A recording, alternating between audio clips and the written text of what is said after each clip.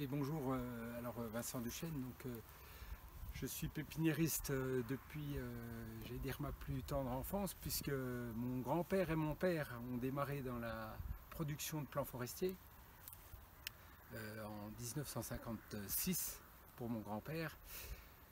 Donc je dirais que je suis tombé dedans tout petit, dès l'âge de 10-12 ans, j'étais déjà dans les champs. Donc j'ai naturellement continué la production et l'entreprise derrière mon père et mon grand-père. Donc ce qui me plaît dans ce métier, c'est qu'on est dans la nature et on produit des plants pour la continuité de nos forêts, pour replanter l'environnement de nos paysages du Haut-Doubs. Quinzaine d'années, effectivement, il y a des changements qui deviennent de plus en plus importants sur les essences qui sont remises en place, et notamment ça s'accentue sur les 2-3 dernières années, avec, comme vous avez tous vu, ces 3 années de sécheresse.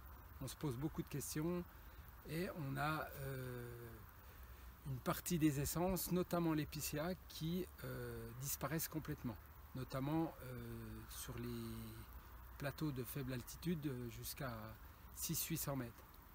Alors l'épicéa a encore sa place dans des endroits bien déterminés, c'est-à-dire plutôt dans des versants nord, plutôt où on a bien de la terre.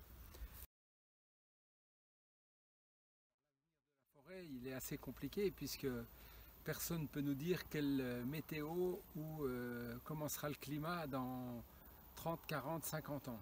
Sachant que pour exploiter de la forêt, c'est le temps qu'il faut. Quoique maintenant on a des cultures un petit peu plus rapides, on peut déjà au bout de 30-40 ans exploiter. Aujourd'hui, ce qu'on cherche, c'est des essences qui vont pouvoir résister un petit peu plus à l'augmentation de la température et diversifier les essences, c'est-à-dire au lieu de faire de la monoculture, pouvoir mettre 2, 3, 4, 5 essences pour pas miser sur une seule espèce et pouvoir dans le temps sélectionner la plus adaptée.